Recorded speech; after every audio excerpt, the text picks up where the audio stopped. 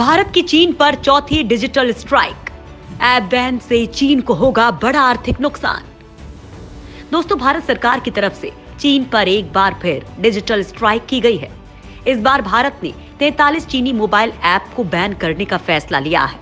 इससे चीनी रिटेल कारोबार को काफी नुकसान हो सकता है। दरअसल 43 प्रतिबंधित चीनी ऐप में 4 अलीबाबा समूह के रिटेल कारोबार से जुड़े हैं, जिससे चीन को बड़ा आर्थिक नुकसान हो सकता है। प्रतिबंधित ऐप्स में अलीबाबा ग्रुप के प्रमुख apps Ali supplier mobile app, Alibaba workbench, Ali express और अली पे कैशियर शामिल हैं।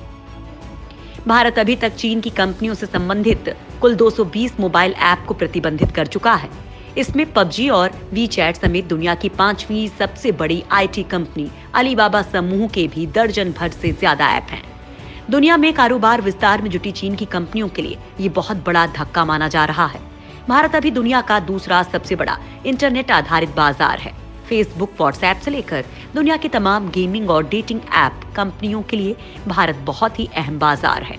बढ़ती हुई आमदनी और युवाओं की विशाल संख्या की वजह से सभी अंतर्राष्ट्रीय मोबाइल ऐप कंपनियां भारत में आना चाहती हैं। ऐसे में चीन की कंपनियों को बाजार से बाहर रखकर भारत सरकार ड्रैगन को कड़ा संदेश दे रही है। माना जाता है कि भारत ये कदम पूर्वी लद्दाख पर वास्तविक नियंत्रण रेखा पर चीन की आक्रामकता को देखते हुए उठा रहा है। जून में जब भारत ने चीन के टिकटॉक ऐप पर बैन लगाया था, तब चीन को 700 करोड़ के नुकसान का अनुमान लगाया गया था। अब इस बार फिर से भारत ने 43 ऐप को बैन कर चीन को बता दिया है कि वो आर्थिक मोर्चे पर चीन को नुकसान पहुंचाता रहेगा। दरअसल ऐप बैन करने के पीछे भारत की सोची समझी रणनीति हो सकती है। इसका मकसद चीन पर आर्थिक दबाव हो सकता है। भारत सरकार के इस कदम से बेशक तौर पर चीन को झटका लगा है, लेकिन अगर बात भारत की करें तो चीन के लिए ये एक बड़ा मार्केट है। यहाँ के लोग इन ऐप्स पर काफी निर्भर हैं। कई स्तर पर इसका भारत में इस्तेमाल होता है, जिससे चीन की काफी कमाई होती है। हालांकि ऐप के जरिए बहुत सारे भारतीयों की भी नौकरी जुड़ी हुई है। बहुत सारे लोगों के लिए ये ऐप कमाई का जरिया भी बन चुके हैं। लोग अपने वीडियो बनाकर उनके जरिए पैसे कमा रहे हैं। यानी चीन के साथ साथ भारत के बहुत से लोगों को भी इससे बड़ा नुकसान पहुंचा है। उनके रोजगार के अवसर छिन गए हैं। कई चीनी ऐप्स के ऑफिस भारत में भी हैं, जिससे यहाँ के लोगों को रोजगार मिलता है। खासकर आईटी सेक्टर के युवाओं को चीनी ऐप्स के बंद होने से अब इन ऑफिस का भी कामकाज बंद हो जाएगा, जिससे युवाओं की नौकरी जाएगी। भारत में पहले से बेरोजगारी एक बड़ी समस्या बनी हुई है। चीनी ऐप्स बैन होने से चीन को तो बड़ा नुकसान हुआ ही है, साथ में भारत का कुछ नुकसान हो रहा है।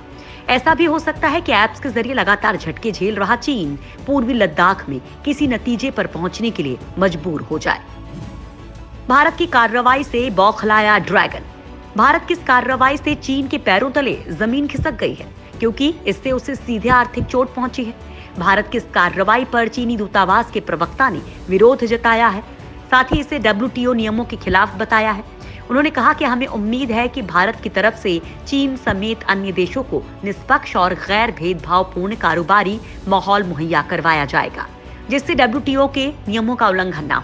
उन्होंने कहा कि चीन सरकार अपने देश में विदेशी कंपनियों के लिए WTO नियमों का पूर्ण पालन करती है। चीन और भारत को एक दूसरे को विकास के मौके देने चाहिए, न कि डर पैदा करना चाहिए। उन्होंने कहा कि भारत और चीन को द्विपक्षीय आर्थिक और ट्रेड रिलेशन को सही रास्ते पर लाने के लिए बातचीत का रास्ता चुनना चाहिए। अब जब चीन के ऐप बैन हुए हैं, तब चीन को दोनों देशों के संबंध की चिंता सता रही है, जबकि पिछले 6 महीने से वो लद्दाख में घुसपैठ की कोशिश कर इन्हीं संबंधों की धज्जियां उड़ा रहा है। चीन और भारत के बीच सीमा तनाव जारी है, जिसके चलते दोनों देशों के लाखों सैनिक बर्फीली पहाड़ियों पर पिछले 6 महीने से तैनात हैं। इस दौरान कई स्तर की डिप्लोमेटिक और सैन्य स्तरीय बातचीत हो चुकी है, लेकिन इसके बावजूद दोनों देश किसी नतीजे पर नहीं पहुंचे हैं।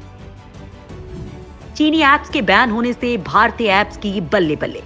चाइनीज ऐप्स और हार्डवेयर का बड़ा ग्लोबल मार्केट है, लेकिन साल 2020 में भारत सरकार ने कड़ा रुख अपनाया है। इस साल जून के आखिरी हफ्ते में पहली बार चाइनीज ऐप्स पर बैन लगने के बाद से आज 43 ऐप्स पर बैन लगाए जाने तक 200 से ज्यादा चाइनीज ऐप्स की इंडियन मार्केट से छुट्टी हो गई है। सरकार ने टिकटॉक से लेकर पबजी तक पॉपुलर गेम्स को भी बैन लिस्ट में शामिल किया और जताया कि भारतीय यूजर्स का डेटा सुरक्षित रखना उनकी प्राथमिकता है।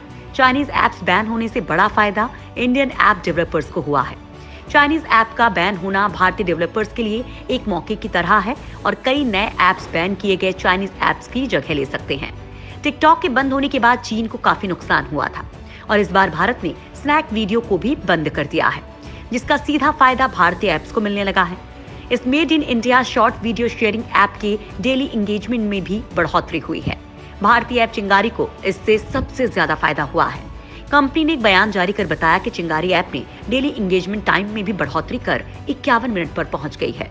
चिंगारी ऐप की तरफ से उपलब्ध कराए गए आंकड़ों से ये भी पता चला कि हर दिन मंच पर 9.5 करोड़ से अधिक वीडियो देखे जाते हैं। एक्टिव एंगेजमेंट समय में 611% की वृद्धि। कंपनी के अनुसार पिछले 45 दिनों में चिंगारी ऐप पर 260 करोड़ से ज्यादा वीडियो देखे जा चुके हैं। दरअसल सरकार की ओर से जिन ऐप्स को बैन किया गया, उनका इस्तेमाल भारत में करोड़ों लाखों यूजर्स कर रहे थे। इन ऐप्स को बैन करते ही मार्केट में एक बड़ा स्पेस पैदा हुआ, जिसे भारतीय ऐप डेवलपर्स भरने की कोशिश कर रहे हैं। ढेरों इंडियन ऐप्स न सिर्फ टॉप डाउनलोड चार्ट्स में पहुंचे हैं, बल्कि उनके एक्टिव यूजर्स भी लाखों में पहुंच गए हैं।